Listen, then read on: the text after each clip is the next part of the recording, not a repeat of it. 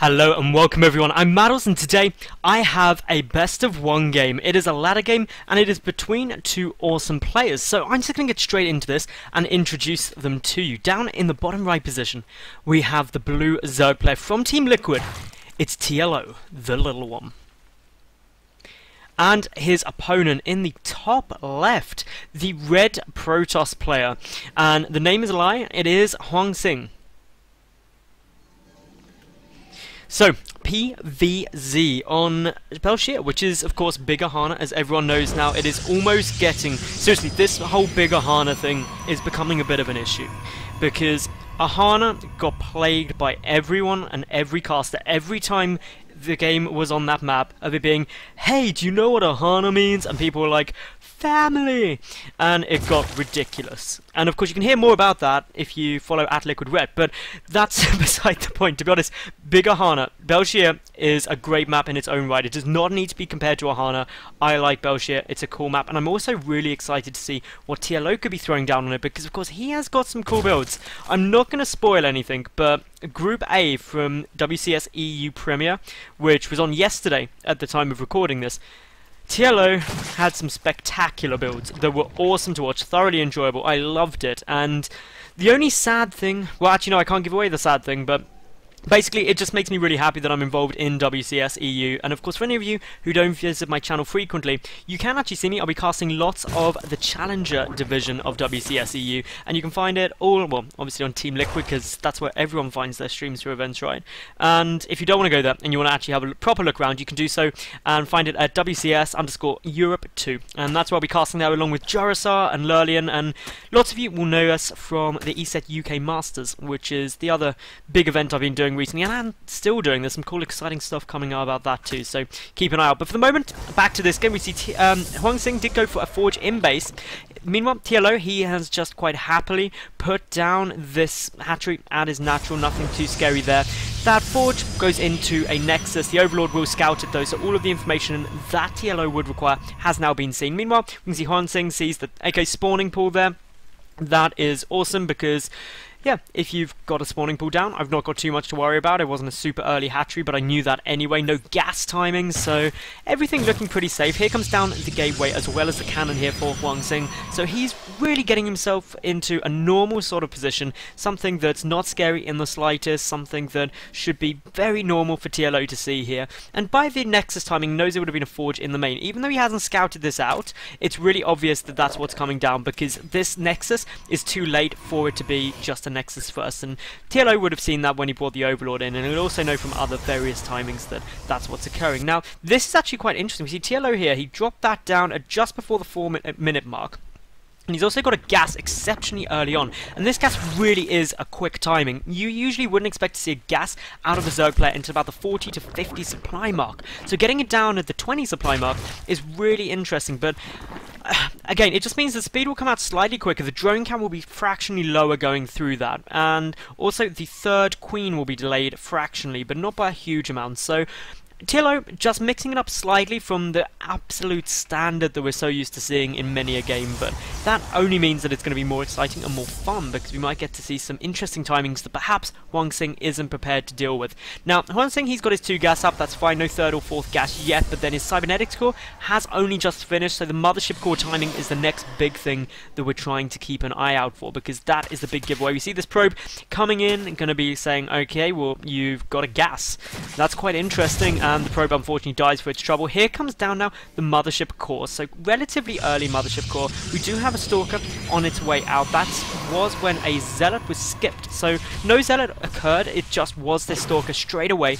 This is, again, just another indicator that HwangSin, trying to go for some very specific timings, may actually start moving forward with this mothership core and the stalker. It's a very common thing to do. The sentry following it up just to get ready for all the wall off. With second photon cannon coming down, and that's in direct response to seeing that this extractor was taken a little bit earlier than sometimes expected, and therefore perhaps HwangSin a little nervous. What's going on here?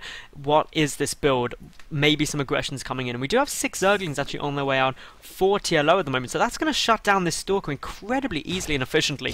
Meanwhile, up behind this, we've got 3 additional gateways being taken here from the Protoss player. That means that he's going to be able to pump out a lot of gateway units, a bit of a delayed 4-gate pressure off of 2 bases. With the Mothership Core, it's a very efficient build, but TLO having speed down earlier and these 10 Zerglings just started in production means that he's not going to really struggle to deal with this. Even if there's a relatively large number of Zealots warped in, well, one, there's no proxy pylon. That's straight away safe. TLO's also scouted exactly what's coming down with this Overlord that's floating into the main, and therefore he's not got any concerns. He's just checking around, making sure that if there is a proxy pylon down, he can deal with it.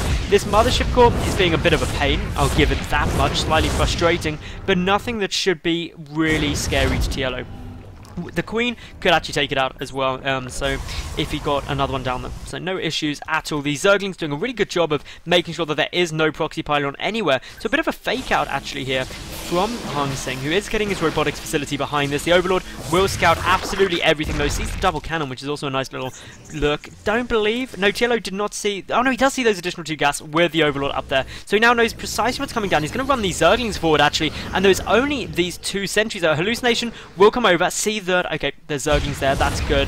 The Mothership Core is also taking a good look here. Meanwhile, behind this TLO, he's just pumping out more and more drones because that's what TLO likes to do. He's also taking his second gas. He's getting the double upgrades, melee and also carapace. And the melee is important because that, along with a Baneling Nest, can lead to some very interesting timing pushes, and it's not going to be something like swarm hosts or even like roach hydra. So that just gives an indicator of what TLO's wanting to go for, and something that is obviously unbeknown at the moment to HwangSin, who's getting down his Twilight Council, ready to start the +2 Protoss ground weapons upgrades. The Baneling Nest could be an indicator that we're going to see TLO go for a lot of aggression. He is taking out these rocks to the side in case the 3rd is attempted to get taken, while taking his own 4th. An interesting 4th base location. There's pros and cons to taking this one as opposed to one down here, but generally speaking, a lot of Zergs will just expand round this way because then they can hold this watchtower area and be relatively comfortable. We do see that these Zerglings are running out, but they spot the War Prism! Brilliant little scout there from TLO. That's the sort of thing that he needs to see. He can run Zerglings back if he did notice it. He should have noticed it. He's got a lot of Zerglings. They're running straight for the natural. There's nothing there. There's no wall off. Oh, the Zerglings going straight in. This is potentially disastrous for HwangSin. They're going straight for the main base. And oh, when you get Zerglings in your main and running to your 3rd, it is nothing but bad news. The Mothership Core is going to do a mass recall, bringing those units back, but that means that said Zerglings are just going to come straight down into the natural. The 3rd is forced to cancel. We can see that quite a few probes will die here. The Zerglings not going to do too much. At the meantime, though, we see that HwangSin did go for a drop with some Zealots, but it's not going to be too effective. Streams more of Zerglings coming in here, and this is just doing a tremendous amount of damage. Really good timing push out of TLO here. Notice that these Zerglings do actually have +1 carapace, +1 melee attack was not yet kicking in. That War Prism did very little damage. If we take a look here, 6 workers were killed by TLO. In terms of resources lost, he did lose more, but clearly he's getting himself a little bit ahead in terms of the working count, but he's only at 50 drones. He's committing a lot to this aggression, so that's something that straight away he needs to really do some more damage with. Getting 6 probes probably wasn't enough to warrant this many Zerglings, but they are now 1-1. TLO's also got his Hive on the way. He's getting a decent amount of gas. He's only mining off of 3 gas guys at the moment, and even considering that, he's still teching up relatively quickly. And oh no, not another run through of a mass Zerglings. Luckily there is the wall off there. Some sentries are coming in, but there's a lot of Zerglings here. That's going to be difficult to take out, but at the same time we see HwangSin is moving across the map. This Cybernetics Core, this gateway taking quite a lot of damage. The Zerglings are still attempting, and that gateway is about to fall. More force codes being used. Cybernetics Core potentially still at risk of going down. Meanwhile, the push is coming forward. We see lots of force codes being utilized, trying to trap those drones, but they manage to sneak by. It's the small gap there. Meanwhile, TLO has to fall back. He's got to defend this. We've got a lot more Zerglings coming in. The 3rd base has basically been sacrificed. The 4th being discovered. Zealot Warpins coming from that War Prism in addition to the ones already there. 3rd base taking some nice damage. There's a lot of energy on the Mothership Core as well, so a mass recall is there should it be needed. But to be honest, just the amount of damage being done here, losing this 3rd base is disastrous for TLO. He's down to pretty low supply. He has got to do tremendous amounts of damage here. The sentry's finally taken out. The Zealots getting surrounded. Upgrades are as an advantage to TLO. He's about to get +2 ground carapace kicking in. But look at these units. They're going to start edging forward. There are some spine callers there, some more Banelings morphing. the Ultralisk Cavern on its way down. The 4th base has managed to stay up for the time being. The cannon does go down. More Zerglings on their way, ready to come in. +2 any second now. 5 seconds away from completion. That's going to really help TLO in these engagements, but he's just buying his time. We see that the Spine Caller getting transfused. Zerglings are in the natural base. This is such a tooth and nail game right now. Every engagement is going to matter, but so many probes are dying. Chrono boosting these gateways like mad, isn't it pretty? The Cybercore, though, was killed, so no more Stalkers yet. The push trying to edge its way forward a bit more. The natural base taking quite a lot of damage. The Zerglings in the main finally cleaned up by those 2 pylons, but as we can see, TLO only had 41 drones to 30 probes. Banelings waddling forward, a couple more Zealots go down, but those were some of the last remaining units. 28 more Zerglings on their way. There is an Ultralisk Cavern now completed, but not enough money to make many Ultras. The sentries, they're edging forward ever closer. Zerglings are getting pulled back now. The Overlord's trying to escape as quickly as possible. Don't want to get supply blocks here, TLO. That would be very bad for you.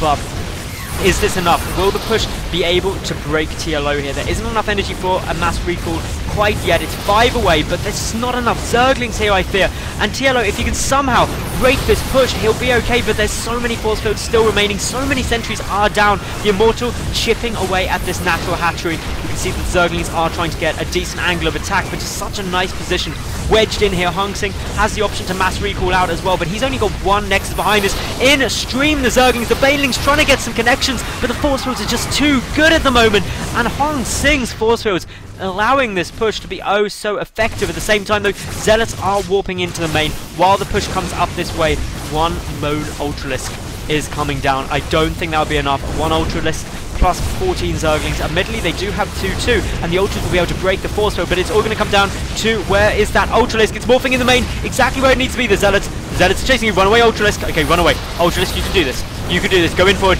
Go for it. Kill the Immortal. Kill the Immortal, Ultralisk. That is what you've got to do. But unfortunately, it does not manage to succeed before it gets killed. And there is the GG from TLO. And HwangSin just barely managing to take that game. It was closely fought. TLO had some great counterattacks there, but the income just wasn't enough to really pump out the reinforcements to defend against the push. But yeah, ladies and gentlemen, I hope you enjoyed that game. That was thoroughly enjoyable to cast. And if you did like the video, leave a cool comment and of course subscribe. I get new games up daily, so I'll catch each and every one of you tomorrow for yet another new cast. And yeah, tune in to WCS EU, any ESET UK Master stuff, and of course Dutch StarCraft League. You can find me at all those places live. See you then. Bye for now.